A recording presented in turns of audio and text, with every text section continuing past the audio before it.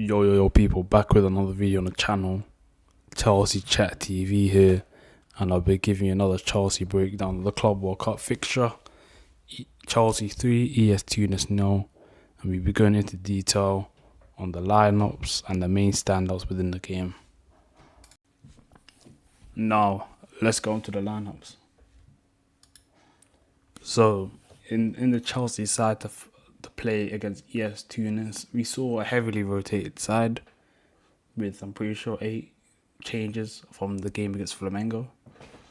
So the lineup consisted of Jorgensen in goal, Gusto coming at left back, TOSIN and Badishio forming the centre back partnership with a Champong at right back, Lavia Enzo in the pivot.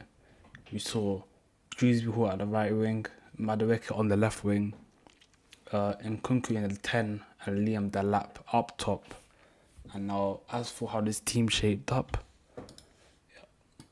it was in the typical 4-2-3-1, which would end up becoming a 3-2-4-1, with Gusto inverting into the pivot alongside Lavia and Enzo Fernandez shuffling up into that number 10 position alongside Christopher Nkunku.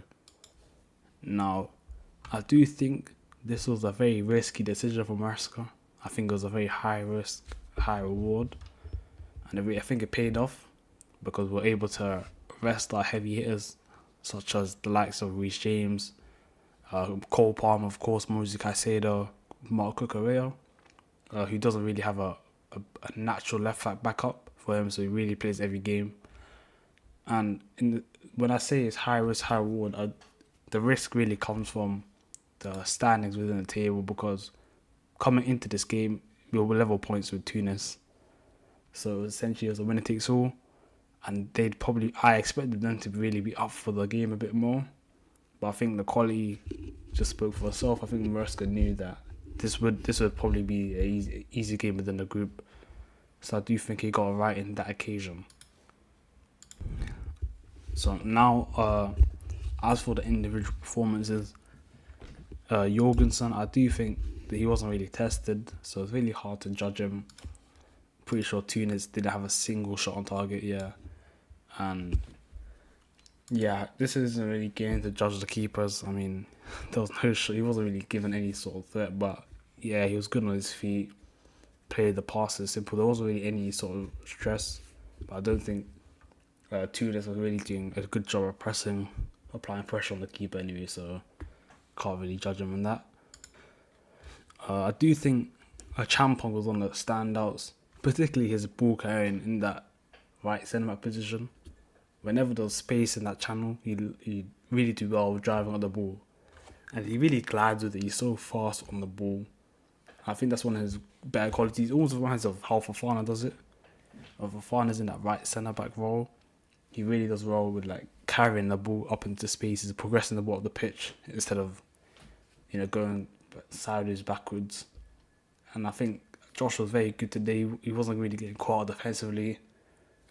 And this really leaves questions with Maresca on the pecking order on the right back position, because obviously Gusto hasn't really had any really stand-up performances recently.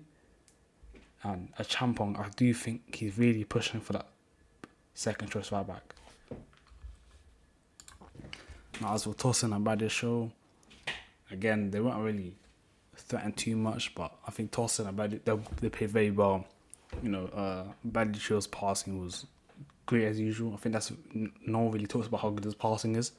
TOSIN as well. He did well on the goal, as we'll get into later. And I mean, just a typical TOSIN performance, solid as usual. As for Gusto, I think he did much better in this inverted role today. He was very good at carrying the ball, sometimes dropping and going wide. I think Gusto had a good game today. Same with Lavia as well. Lavia, again, usual typical Lavia performance, comfy in the midfield, whether he's by himself, whether he's alongside another player.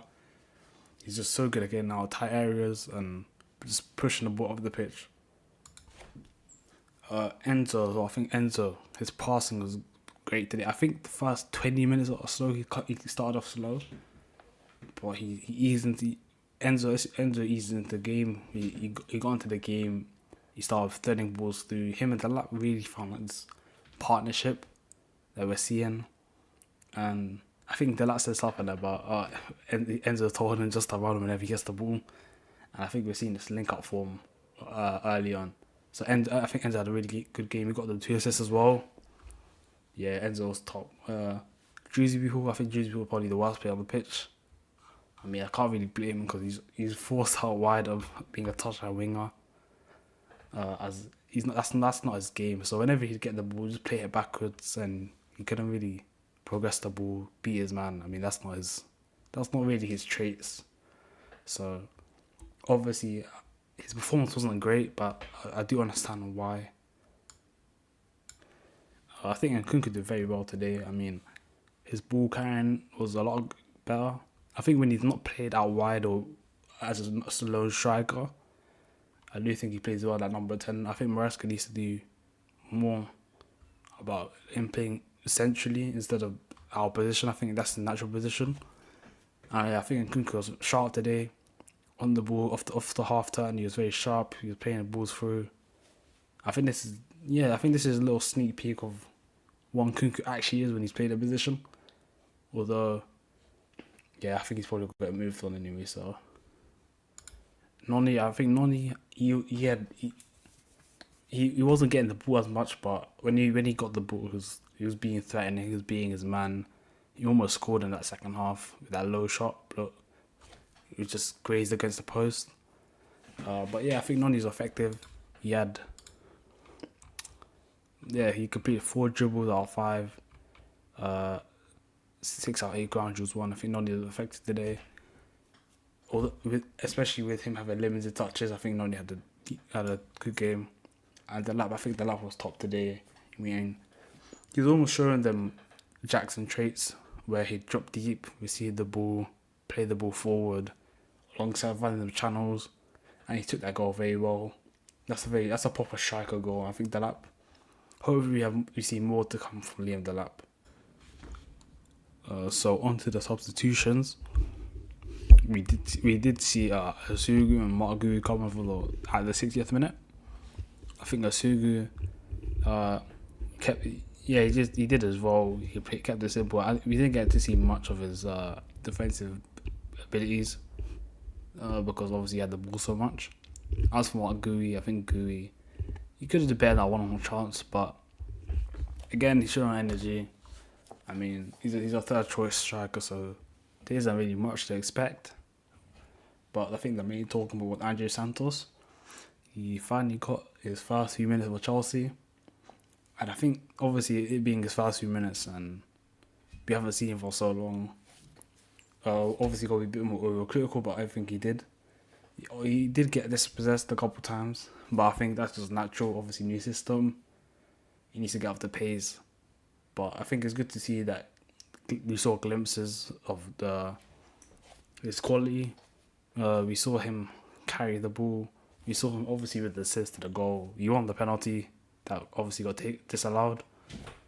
And yeah, I think in that short amount of space, we saw a bit of what's to come.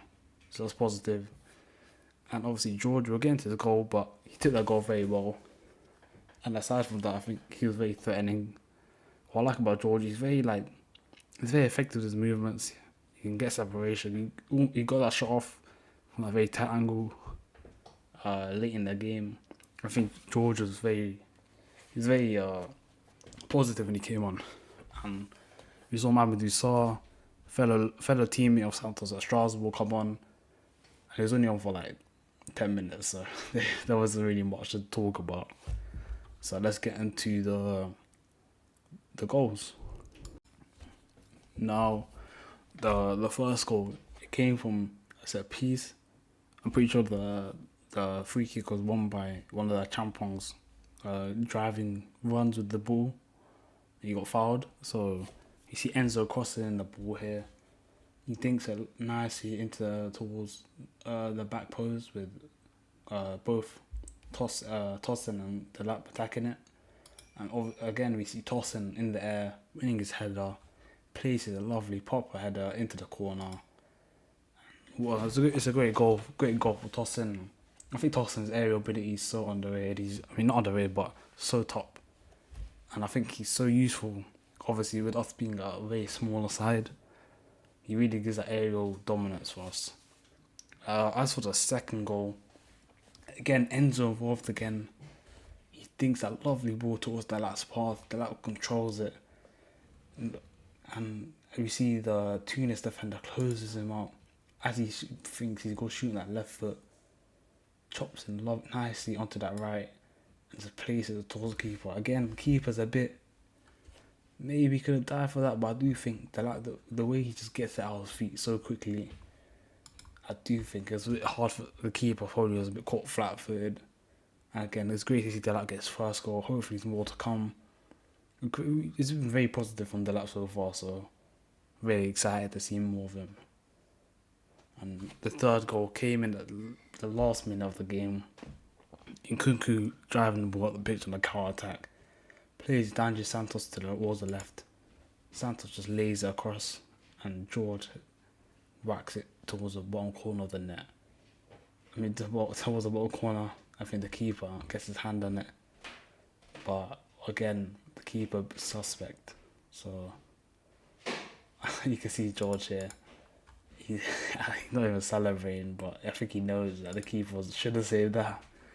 But it's good. I think George does have that goal, so that's great for George. Now on to the Club World Cup brackets for the knockout stage. Now, thanks towards Benfica actually beating Bayern Munich in that 1-0 victory against them, they ended up topping the group, and we're going to play them in the round of 16 in the knockout stages. And it meant that Bayern Munich is on the same side as PSG now. Obviously, with Flamengo topping our group, we avoided playing on that stacked side with the likes of PSG, Bayern, potentially Inter, potentially Real Madrid or Man City, which we'll see probably on Thursday or Friday. We're on the easier side. Well, towards the semi-final, it's confirmed that we'll play Benfica, of course, one of Palmeiras, potentially Esteval, or Botafogo, who bested PSG in that 1-0 victory. So I think towards the semi-final, we have probably the most favourable one. So I think there's no excuses towards us trying to win this competition. We got very lucky with the side of the bracket we're in. So yeah, hopefully we can go make a run, get to the latter stages and win this competition. Thank you guys for watching. It's CFC Chat TV here, and hope you have a good rest of your day.